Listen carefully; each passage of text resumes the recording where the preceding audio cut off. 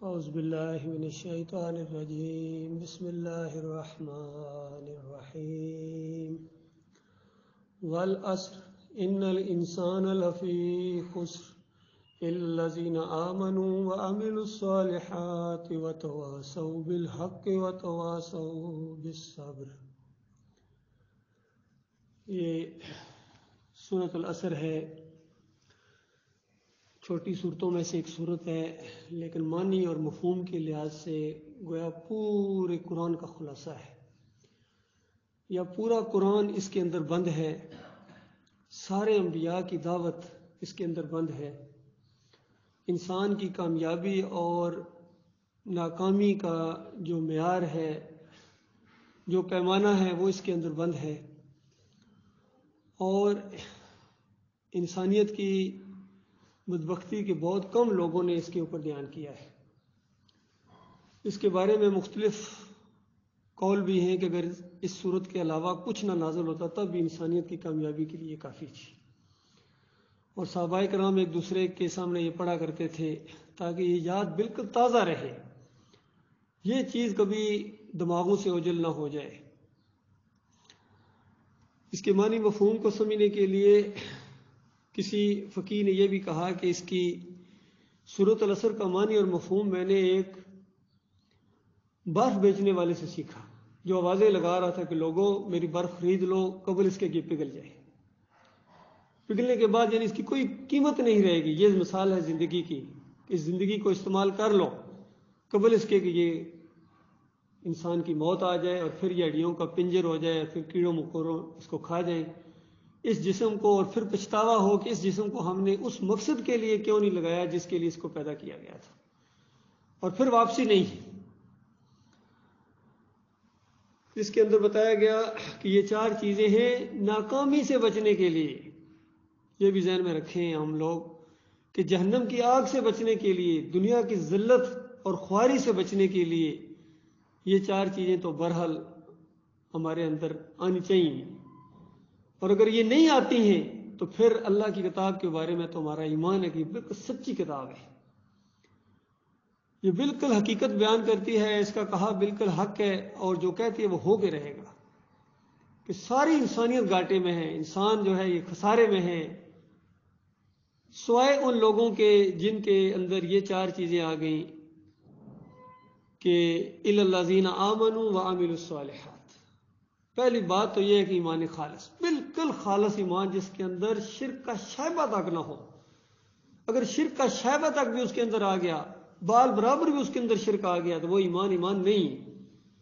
اس کی مثالیں دیا کرتے ہیں کہ اگر ایک مٹکے کے اندر ذرا سا بھی پیشاب کا قطرہ ملا دیا جائے یا گندگی کا ایک قطرہ ڈال دیا جائے تو بتاؤ کون اس کو پیے گا؟ ایک انسان ہو کے اس کو پینے کے لیے تیار نہیں ہے۔ کسی بھی چیز کے اندر ملاوٹ کوئی بندہ پسند نہیں کرتا ہے، تو اللہ رب العالمین جو بے نیاز ذات ہے وہ یہ ملاوٹ والا دین ہرگز قبول نہیں کرتا ہے۔ یہ پھر اللہ کا دین ہے ہی نہیں اگر اس کے اندر ملاوٹ آ گئی۔ اللہ کے علاوہ کسی اور کو داتا، دستگیر، مشکل کشا، حاجت روا، غریب نواز، غوث، واسطے وسیلے، رکوع اور سجدے، توکل اور بھروسہ، اگر اللہ کے علاوہ کسی چیز کی طرف بھی دھیان گیا کسی کا تو سمجھ لو اس کے ایمان کے اندر خرابی آ گئی، شرک آ گیا۔ تو یہ شرک سے پاک ایمان، اور شرک کرنے والے اور شرک کرانے والے جو ثابت ہو گئے، جن کی کتابوں سے اور جس طرح ایک علمی تحقیق ہوتی ہے، انسان جس حد تک جا سکتا ہے، جب یہ بات ثابت ہوگی کہ یہ شرک کے دائی گزرے ہیں تو اب ان کے ساتھ لگاؤ اگر ہوگا بال برابر بھی آپ کے دلوں کے اندر ان کے لیے کوئی نرم گوشہ ہے تو پھر یاد رکھیں پھر آپ کا اللہ کے ساتھ کوئی تعلق نہیں، وہ ایسی غیور ذات ہے۔ اس کی مثال نبی علیہ السلام نے دی کہ جس طرح دیکھو یہ پارٹنر ہوتے ہیں، جو بھی جتنا لگاتا ہے منافع میں سب شریک ہو جاتے ہیں، لیکن اللہ تعالیٰ کا فرمان یہ ہے کہ اگر میرے علاوہ کسی اور کے لیے کچھ نے تھوڑا بہت کیا تو باقی جتنا سارا میرے لیے کیا ہے میں بھی اس کے کھاتے میں ڈال دوں گا، میرا پھر کچھ بھی نہیں، پھر سارا اسی کو دے دو۔ یہ پارٹنرشپ کا معاملہ نہیں ہے کہ چلو اتنا زیادہ میرے لیے کیا ہے باقی تھوڑا سا کسی اور کے لیے کیا ہے، یہ قابل قبول نہیں ہے۔ اس کے بعد عمل صالح ہیں، جتنے نیک اعمال ہیں سب جانتے ہیں عمل صالح کس کو، ہر ایک جانتا ہے عمل صالح کیا ہے، اچھے کام کون سے ہیں۔ اور پھر تیسری بات ابھی خسارے سے بچنے کے لیے، جہنم سے بچنے کے لیے کسی پر آسان نہیں ہے۔ وتواصوا بالحق، حق بات کی تبلیغ کرنا پڑے گی آپ کو۔ تبلیغ تو سارے کرتے ہیں، تبلیغی جماعت ان کا نام پڑ گیا، تبلیغی بھائی ان کا نام پڑ گیا، تبلیغ تبلیغ تبلیغ، لیکن کیا تبلیغ اس کا کوئی ذکر نہیں۔ ہر ایک تبلیغ کیا جا رہا ہے، جانے لگا رہے ہیں، عیسائی تبلیغ کر رہے ہیں، جانے لگا رہے ہیں کہ بس ایک دفعہ یہ ثابت کر دیں کہ عیسیٰ علیہ السلام اللہ کے بیٹے ہیں، بس یہ بات لوگ مان جائیں۔ یہودی زور لگا رہے ہیں کہ بس دنیا اس فلسفے کو مان جائے کہ عزیر علیہ السلام اللہ کے بیٹے ہیں۔ دوسرے ہمارے مسلمان یہ زور لگا رہے ہیں کہ بس یہ چیز ثابت ہو جائے کہ نبی علیہ السلام اللہ کی ذات کے ٹکڑے ہیں، بس اللہ نے اپنی ذات کو کاٹ کے، جس طرح شاہ عبداللہ صاحب کہتے ہیں کہ مجدد الفسانی کا یہ فرمان ہے کہ نبی علیہ السلام نے اپنی ذات کو کاٹ کے اپنی ایک ذات کا حصہ یہ پھر محمد صلی اللہ علیہ وسلم کو بنایا۔ عبدالحق محدث دہلوی کہتے ہیں کہ ہاں بالکل صحیح فرمایا، یعنی جو عین کفر تھا اس کو صحیح کہہ رہے ہیں، تصدیق کر رہے ہیں اپنے کفر کی کہ بالکل صحیح فرمایا، لیکن مسئلہ یہ ہے کہ جب محمد صلی اللہ علیہ وسلم کو بنایا تو تھوڑا سا نور بچ گیا، اس نور سے ابو بکر اور عمر اور عثمان اور علی بنا دیے گئے۔ اندازہ لگائیے، پھر آگے بات بڑی، نور نور سارے، بس پورا گرہنہ نور کا، سب نور اللہ کی ذات کے ٹکڑے کر دیے ان ظالموں نے۔ صوفیوں نے اس سے پہلے کر چکے تھے، اور جو فرق رہ گیا تھا ان علماء نے نکال دیا۔ اس طریقے سے جو اللہ کی ذات کے اندر شریک ٹھہرائیں اور ان کی کتابیں اس بات کی گواہ ہیں، یہ اسی عقیدے کے اوپر مرے ہیں، تو اب یہ رحمت اللہ علیہ نہیں رہے۔ اب اگر ان کو اب رحمت اللہ علیہ کہتے ہو تو پھر اس کے بعد آپ کا اللہ کے ساتھ کوئی تعلق نہیں، یاد رکھیے، ایمان کے ساتھ پھر کوئی تعلق نہیں ہے، پھر انہی کے کھاتے میں ڈال دیا جائے گا، انہی کے ساتھ پہنچا دیا۔ یہ تو پہنچ گیا اپنے شرک اور کفر کی وجہ سے ہمیشہ کی آگ میں، آپ کو بھی ڈال دیا جائے گا۔ لہٰذا تبلیغ کرنی ہے، وتواصوا بالحق، حق بات کی تبلیغ کرنی ہے کہ اللہ اکیلا ہے، الہکم الہ واحد لا الہ الا هو الرحمن الرحیم، تمہارا ایک معبود ہے، اس کے علاوہ کوئی اور معبود نہیں ہے۔ اور جنہوں نے دوسرے معبود تراشے ہیں یہ طاغوت ہیں، ان کا کفر کرنا چاہیے، فرقوں کے ساتھ بیزاری کا اعلان کرنا چاہیے۔ بریلویت ہے، دیوبندیت ہے، حدیثیت ہے، سلفیت ہے، صوفیزم ہے، قادری ہیں، چشتی ہیں، سارے جمہوری نظام ہے سارا مشرکانہ، ایک سے ایک بڑھ کے مشرک سامنے آتا ہے، چادریں چڑھانے والے، عرس اور میلے کرنے والے، ان سب سے بیزاری کا اعلان کرنا ہے۔ تعداد کو نہیں دیکھنا آپ نے، تعداد اور بڑی پگڑی اور بڑی گدی، اگر آپ نے بڑی گدی اور بڑی پگڑی کی طرف دھیان کیا تو بتاؤ پھر کیوں کہتے ہو اللہ اکبر، اللہ بہت بڑا ہے، پھر کیوں کہتے ہو؟ تمہارے منہ پر پھر جچتا ہی نہیں ہے، یہ جچتا اس کے منہ کے اوپر اللہ اکبر کہ اللہ کے مقابلے میں جنہوں نے یہ سر اٹھایا ہوا ہے سب کے جھنڈے ہم نیچے کریں گے، ہم کر پائیں یا نہ کر پائیں، ہم ان کے اوپر حملہ کریں گے، شرک اور کفر والوں کے اوپر، حق بات کی چوٹ ان کے اوپر لگائی جائے گی، یلغار ہوگی ان طاغوتوں کے اوپر۔ وتواصوا بالحق، حق بات کی تبلیغ کرو اور پھر اس راستے میں جم جاؤ، یہ نہیں کہ چند دن کیا ہے اس کے بعد یہ تو پھر کوئی بھی نہیں مانتا، جی اتنے سال ہو گئے کوئی ایک بھی نہیں ہے، گھر والے بھی ناراض ہو رہے ہیں، رشتے دار بھی ناراض ہو رہے ہیں، یہ کون سے راستے پر چل پڑے؟ سب سے بیزاری، یہ تو پاگلوں والا انداز ہے، یہ تو پاگل پن ہے بھائی، یہ کوئی مندی، تو یہی وہ چیز تھی جو صحابہ کرام کو کہی جاتی تھی اس دور کے اندر، یہ بیوقوف ہے، یہ کیا لگے ہوئے ہیں۔ اللہ تعالیٰ نے جواب دیا ان کا، آج بھی ان کا جواب اللہ کی کتاب میں موجود ہے، قیامت تک کے لیے یہ کتاب ہے، اور اللہ نے جو جواب دیے ایسے لوگوں کو آج ان لوگوں کے لیے ہے۔ کل وہ مشرکین مکہ کو جواب تھا، آج یہ ان مشرکین کو، مشرکین پاکستان کو، مشرکین ہندوستان، مشرکین بنگلہ دیش، مشرکین سعودی عرب، اور آج کے دور کے جتنے مشرک ہیں جو توحید کی بات کو اس طریقے سے کہتے ہیں، ان کو یہی جواب ہے کہ ان قریب تمہیں پتہ چل جائے گا پاگل کو، اصل بیوقوف تم ہو، صحیح معنوں میں راستے سے ہٹے ہوئے اور کم عقل اور سفیہ تم لوگ ہو، تمہیں انقریب معلوم ہو جائے گا مرنے کے ساتھ۔ یہ وتواصوا بالحق کی جائے، حق بات کھول کھول کے بیان کیا جائے تاکہ ان کے کان یہ بات سنیں اور تم خود اللہ کے ہاں ایک ان کے لیے حجت بن جاؤ۔ کل قیامت کے دن جب یہ کہیں یا اللہ معلوم نہیں تھا تو اللہ تعالیٰ تمہیں کھڑا کرے، اٹھو یہ بات بتائی تھی یا نہیں بتائی تھی ان کو، اور پھر جب یہ آگے سے عذر کریں ہاں یا اللہ بتائی تو تھی لیکن میں بڑا مجبور تھا، بڑا حالات ایسے نہیں تھے، پھر اللہ تعالیٰ تمہیں اٹھائے، یہ بندہ کام کر سکتا تم کیوں نہیں کر سکتے تھے؟ بتاؤ، یہ مجبور نہیں تھا، اس کے بیوی بچے نہیں تھے، اس نے دنیا میں نہیں رہنا تھا، جو تم نے کہا میں کیا کرتا ہے، میں بڑا مجبور تھا۔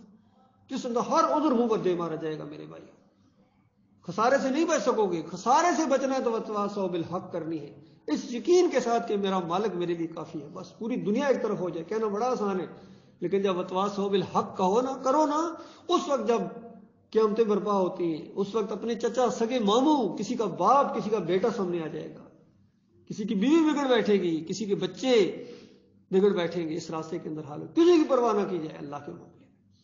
اور اس کے بعد وتواصوا بالصبر، صبر کرنا ہے، کام نہیں چھوڑنا ہے، کام تو آخری سانس سے پہلے بھی اگر کوئی بات پوچھی جائے تو یہی ایمان عقیدے کی بات ہو، لا الہ الا اللہ، نبی علیہ السلام نے فرمایا اس کا آخری کلمہ یہ ہو، لا الہ الا اللہ، بس یہ دماغ کے اندر گیا ہوا ہے، اللہ کے علاوہ کوئی معبود نہیں، یہ اس کا کلمہ ہے جو اس کلمے کو مانتا ہو۔ یہ نہیں کہ پوری زندگی یا علی مدد کے نعرے لگا رہا ہے، یا رسول مدد کے نعرے لگا رہا ہے، یا غوث مدد کے نعرے لگا رہا ہے، اور مرتے وقت لا الہ الا اللہ پڑھا تھا، جس کا لا الہ الا اللہ وہی ہے جو اس سے پہلے بھی لا الہ الا اللہ پڑھتا تھا، اس کے بعد 11ویں دیتا تھا، اس کے بعد محرم کی سبیلیں کھاتا تھا، اس کے بعد کرسمس کے کیک یہ کھاتا تھا، اس کے بعد یہ 12ویں کے کیک کھاتا تھا، اس وقت بھی تو لا الہ الا اللہ پڑھتا تھا۔ اس وقت جب لا الہ الا اللہ کی وجہ سے یہ مشرک ہے، تب مرتے وقت بھی یہ لا الہ الا اللہ پڑھنے کی وجہ سے مشرک کا مشرک کیا، اس نے شرک سے توبہ نہیں کی ہے۔ لا الہ الا اللہ اس کا ہے جو اس کو مانتا ہے کون ہے، کلمے کو مانتا کون ہے، اور اس کے اوپر پھر عمل کون کرتا ہے، یہ بھی بات ہے۔ اس کے اوپر ڈٹ جانا، یہ اس کے اوپر عمل کرنا ہے، اس کی دعوت دینا، یہ اس کے اوپر عمل کرنا ہے، صبر کے ساتھ جمے رہنا اللہ کے یقینی وعدے کے اوپر کہ مالک کا یہ وعدہ ہے۔ اور خسارے سے بچنے کے لیے یاد رکھیے، ابھی یہ سب کچھ خسارے سے بچنے کے لیے ہو رہا ہے، یہ سب کچھ جہنم کی آگ سے بچنے کے لیے ہو رہا ہے۔ اگر ایک میں بھی کمی آ گئی تو اس کے بعد جہنم کی آگ کا خطرہ ہے۔ اگر وتواصوا بالحق وتواصوا بالصبر نہیں کیا، اس کے اوپر بھی جہنم کی آگ کے اندر جانے کا خطرہ ہے۔ یہ اور بات کہ ہمیشہ کی آگ سے تو بچ جاؤ گے، لیکن اگر ایک لمبے عرصے کے لیے جہنم کی آگ کے اندر ڈال دیا گیا تو کیا کرو گے؟ اللہ کے بندو، ایسی جہنم ہے ایک لمحے کے لیے بھی اگر کسی کو ڈال دیا جائے اس کی بدبختی کا کیا کہنا۔ جو ایک دن کے لیے ڈال دیا جائے وہاں کا 50,000 سال کا دن، جو 72 گھنٹے کے لیے کہہ دیا گیا کہ اس کو ذرا ڈالو، اس کو پتہ چلے یہ دنیا کی تکلیفوں سے بڑا گھبراتا تھا، میری توحید بیان کرتے اس کو ڈر لگتا تھا کہ کہیں سختی نہ ہو جائے، کہیں پریشانی نہ آ جائے، اس کو بتاؤ ذرا پریشانی کیا ہوتی ہے۔ وہ پریشانی اس کے دماغ میں نہیں تھی، اور جس کو 1 سال کے لیے ڈال دیا گیا، صدی کے لیے ڈال دیا گیا، کروڑ سال کے لیے جس کو ڈالے ہے تو مومن، لیکن کروڑ سال کے لیے ڈال دیا گیا، بتاؤ آخر نکلے گا؟ ظاہری بات ہے ایک عرصہ دراز لگے گا، آہستہ آہستہ نکلتے رہیں گے، نکلتے رہیں گے، نکلتے رہیں گے۔ ہمیشہ کی آگ میں وہ رہے گا جس کے عقیدے کے اندر خرابی ہے، ایمان کے اندر خرابی ہے اگر، تو وہ ہمیشہ ہمیشہ رہیں گے، باقی سارے نکلتے رہیں گے، بڑے بڑے گناہگار نکلتے رہیں گے، چور اور ڈاکو نکلتے رہیں گے، قاتل اور بدکار نکلتے رہیں گے۔ ایمان ان کا ٹھیک تھا، باقی عمل صالح نہیں کر پائے ہیں، وتواصوا بالحق نہیں کر پائے ہیں، اس راستے میں جماؤ نہیں دیا انہوں نے، دکھایا نہیں ہے، تو جہنم کی آگ کے اندر رہنا پڑے گا، اللہ بچائے اس سے۔ اور باقی اس کے بعد پھر جو جنت ہے وہ تو مالک کی رحمت و شفقت کی وجہ سے ملے گی، یاد رکھیے۔ کوئی انسان اپنی زندگی ایڑی چوٹی کا زور لگا کے بھی اس جنت کے ایک کیلے کا حقدار نہیں ہو سکتا ہے، وہ ایسا زبردست ہے۔ جنت کے ایک مالٹے کا حقدار، ایک ڈلی کا اس کا حقدار نہیں ہو سکتا ہے، اس جوس کے ایک سپ کا وہ حقدار نہیں ہو سکتا کہ اب میں اپنے عمل کی وجہ سے اس کا حقدار ہو گیا ہوں، کہ اب جتنا میں نے عمل کیا ہے اب اس کے بدلے میں اب میں اس کا حقدار ہوں، نہیں ہوں۔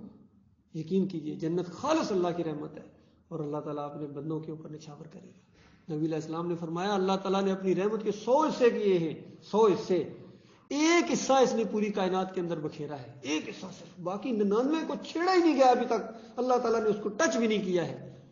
اور یہ دنیا کے اندر جو کچھ یہ انسان آپس میں محبتیں کرتے ہیں، والدین بچوں سے محبت کرتے ہیں، حتیٰ کہ جانور اپنے بچوں کے، درندے اپنے بچوں کے ساتھ جو محبت کرتے ہیں، یہ اس ایک رحمت کی وجہ سے ہے۔ فرشتے جو مومنوں کے لیے دعائیں کرتے ہیں، یہ اس ایک رحمت کی وجہ سے ہے۔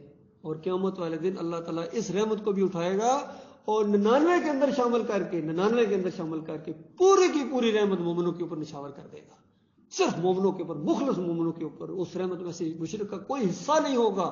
فرمایا انہ من یشرک باللہ فقد حرم اللہ علیہ الجنہ ومأوہ النار وما للظالمین من انصار۔ جس نے اللہ کے ساتھ شرک کیا، جس نے بھی، وہ کوئی ہو، کسی پر چوٹ لگے، اولئک کے الفاظ، ایسے سارے لوگ اللہ تعالیٰ نے ان کے اوپر جنت کو حرام قرار دے دیا، ناممکن ہے۔ بات سمجھانے کے لیے بتایا گیا ان کا جنت میں جانا اتنا ناممکن ہے جتنا سوئی کے ناکے سے اونٹ گزار دیا جائے۔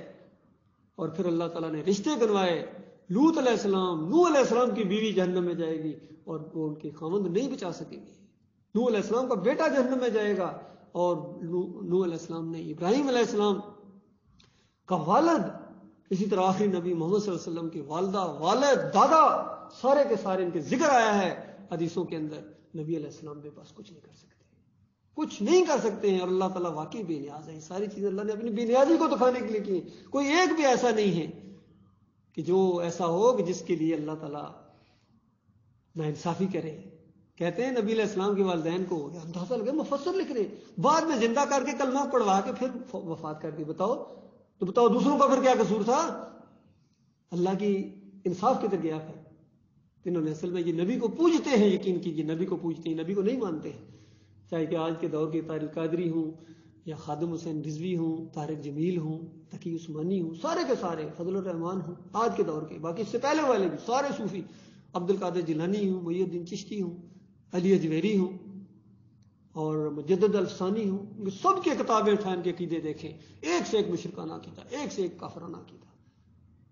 اس وجہ سے آج خیر نہیں آ رہی میرے بھائیوں. امت مسلمہ ہر جگہ جو ذلیل و خوار ہے وہ اس وجہ سے ہے کہ اللہ کی نافرمانی کرنا ہی بڑا معاملہ تھا، شرک کرنا ہی بڑا معاملہ تھا. اس سے آگے بڑھے ہیں اللہ کے جو دشمن گزرے ہیں، ان کو یہ سروں پر اٹھا کے ان کے لیے یہ سب کچھ اپنے مال اور اپنے اولادوں کو قربان کر رہے ہیں اللہ کے دشمنوں کو. یہی چیز اللہ تعالیٰ نے کہی تھی کہ یہ انسان، یہ آدم کا بچہ، یہ شیطان کا دشمن، یہ شیطان کا یہ دوست بنا ہوا ہے، حالانکہ شیطان اس کا دشمن ہے. اور رحمان کے مقابلے میں اندازہ لگائیے، اتنا جو اس کا مالک خالق رحمان عزت والا رب، اس کے مقابلے میں اس دشمن شیطان جو اس کا حقیقی دشمن ہے، اس کے منصوبے کو پایا تکمیل تک پہنچانے کے لیے یہ لگا ہوا ہے. یہ انسان آدم کا بچہ، اس کو ہوش نہیں ہے.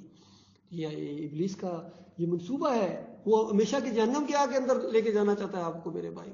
اللہ تعالیٰ آپ کو ایمان خالص کی وجہ سے اللہ تعالیٰ اپنی جنتوں کی طرف آپ کو بلا رہا ہے. یہ دنیا میں یہ یاد دہانی کرائی جاتی ہے، یہ اللہ کی فضل و کرم کا معاملہ ہے کہ آپ کے سامنے بار بار یہ باتیں آتی ہیں، یاد دہانی آتی ہے. اگر صحیح معنوں میں جنت کے شوقین ہو، صحیح معنوں میں عیش کے شوقین ہو، لگژری لائف کو پسند کرتے ہو، اچھی سواریوں کو پسند کرتے ہو، اچھے کپڑے، اچھے خوشبوؤں کے شوقین ہو، اس فیلڈ میں آؤ، اس فیلڈ میں آؤ، حق بات کی تبلیغ کرو، اس راستے میں مارے کھاؤ. چھوٹے صحابہ کرام کی زندگی کے پورے نمونے موجود ہیں آپ کے. ایسے نہیں مدینہ کی ریاست بن گئی تھی، مکہ کے اندر ایسے نہیں کھلبلی مچی تھی. وہ سب سے زیادہ عزت دار، سب سے زیادہ متقی، سب سے زیادہ با اخلاق والے، سب سے زیادہ صادق اور امین نے جب یہ مسئلہ اٹھایا تھا توحید کا مسئلہ، تو بتاؤ ان کے ساتھ کیا ہوا تھا.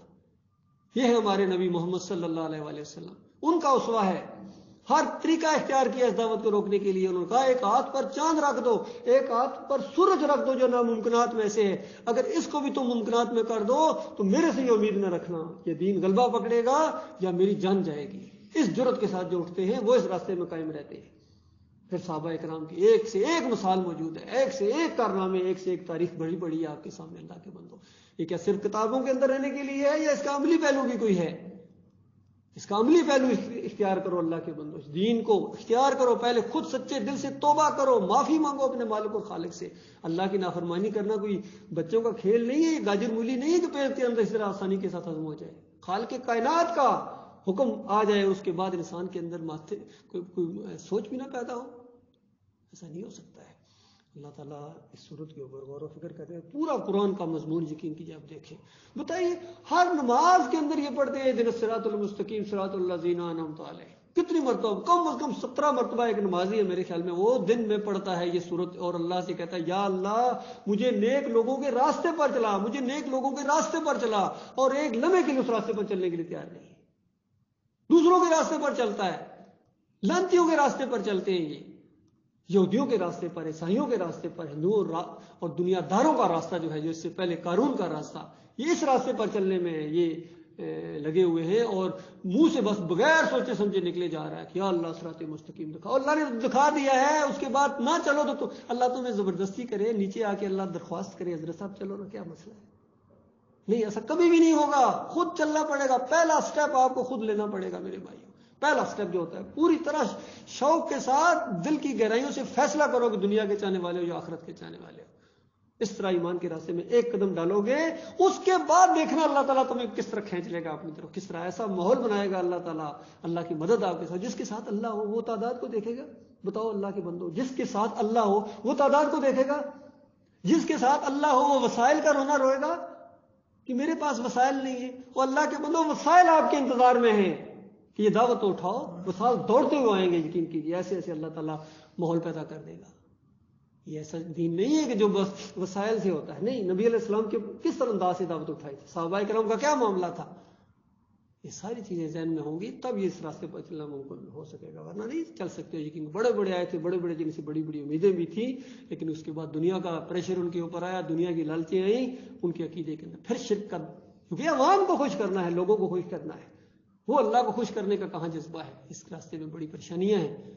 کبھی جناب قانون حرکت میں آ جاتا ہے، پرچہ نہ کٹ جائے، پولیس نہ پکڑ کے لے جائے، اندازہ لگے. پولیس سے ڈرنے والا دین کی دعوت دے گا، فوج سے ڈرنے والا دین کی دعوت دے گا، وہ کبھی بھی نہیں دے سکتا ہے، وہ ڈرتا ہوا رہے گا.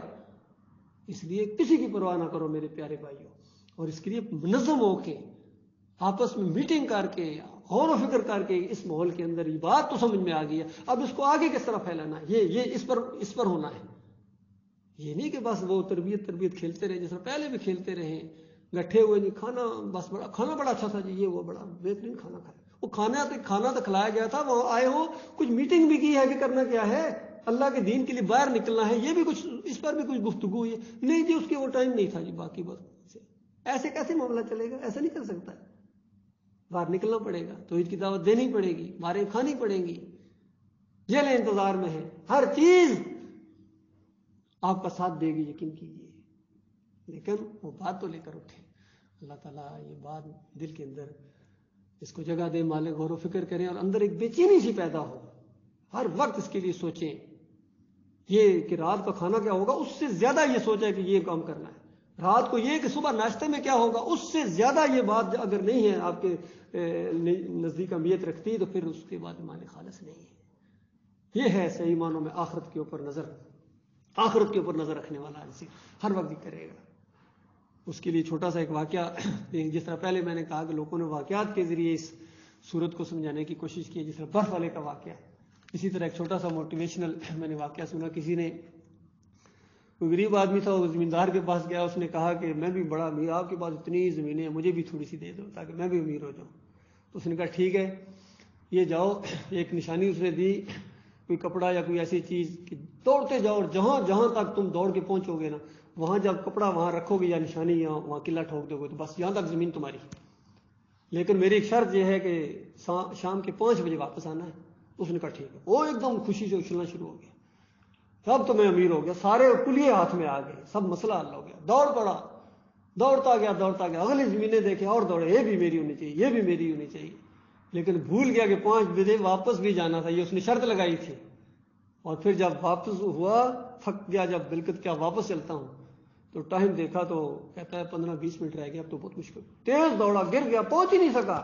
اور واپس جب پہنچا تو اس نے کہا کہ 2 گھنٹے لیٹ ہو. پاس آگے سے بتا، اس کے اوپر غور کریں، اس بندے کی بے بسی کے اوپر غور کریں، کیوں اس کے ساتھ ہوا ہے. وہ بھول گیا تھا کہ 5 بجے میں نے واپس جانا ہے. بس اس نے کہا نہیں میری شرط تھی. تو یہ معاملہ ہوتا ہے صحیح معنوں میں جو اس صورت کے اوپر عمل کرنے والے لوگ ہیں، گویا یہ وہ لوگ ہیں جن کو اس ٹائم کے اوپر نظر ہے، ہمیشہ ٹائم کے اوپر نظر رکھیں. واپسی اللہ کی طرف واپسی، یہ معاملہ ہے کہ واپس بھی ہونا اور کسی لمحے ہو جانا ہے. کوئی اختیار نہیں ہے زندگی کے اوپر میرے پیارے بھائی، کوئی گارنٹی نہیں ہے. گارنٹی بھی ہوتی تو تب بھی انسان کو محنت کرنی چاہیے تھی، کہ ابھی تو گارنٹی بھی کوئی نہیں ہے. گھنٹے کا نہیں پتا، منٹ کا نہیں پتا، سیکنڈ کا نہیں پتا، اندر سانس گیا، باہر نکلے گا یا نہیں نکلے گا. رات کو سوئیں، صبح اٹھیں گے یا نہیں اٹھیں گے. تو کیا ہم فیصلہ کر کے سوئیں کہ میں نے اللہ کے دین کے لیے کام کرنا ہے؟ اگر فیصلہ نہیں کیا ہے تو یاد رکھیں پھر اس غافل کی طرح ہیں جو اس ٹائم کے اوپر اس کا دھیان نہیں تھا. اللہ تعالیٰ ہماری کمیوں کو تہیوں کو دور کرے. مالک جو کہا ہے، جو سنا ہے، اس کے بہترین پہلو کے اوپر عمل کرنے کی اللہ تعالیٰ توفیق عطا فرمائے. وقول قولی ھذا استغفر اللہ لی ولکم ولسائر المسلمین.